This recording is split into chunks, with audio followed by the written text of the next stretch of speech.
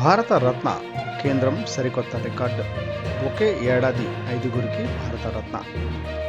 లోక్సభ ఎన్నికలకు ముందు కేంద్రంలోని బీజేపీ సర్కార్ అవార్డుల పంట పండించింది. ఎన్నడూ లేని విధంగా ఈ ఏడాది ఏకంగా 5గురికి దేశ అత్యున్నత పౌర పురస్కారం భారతరత్న ప్రకటించింది.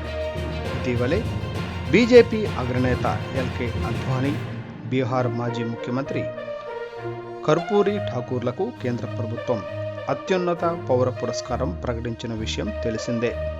తాజాగా శుక్రవారం మరో 3గురికి ఈ పురస్కారాన్ని ప్రకటించింది.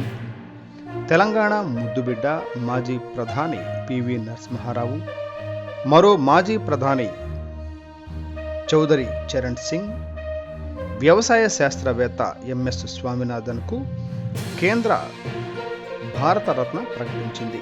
దీంతో ఈ ఏడాది ఏకంగా 5గురికి అవార్డులు ప్రకటించినట్లయింది.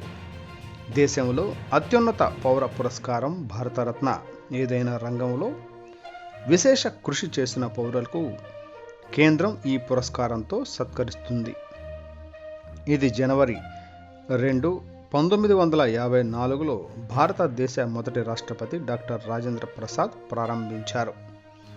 ఇప్పటి వరకు 40 మందికి పైగా ఈ పురస్కారాన్ని అందుకున్నారు. వారిలో 2 విదేశీయులు కూడా ఉన్నారు.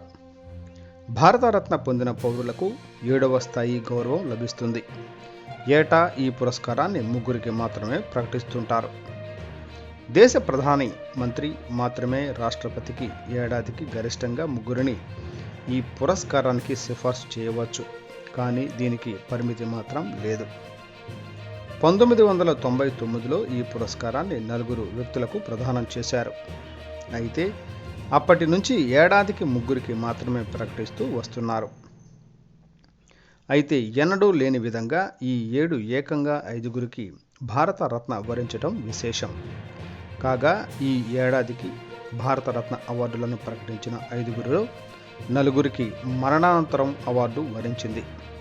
ప్రస్తుతం అవార్డుకు ఎంపికైన వారిలో ఎల్కే అద్వానీ మాత్రమే జీవించి ఉన్నారు.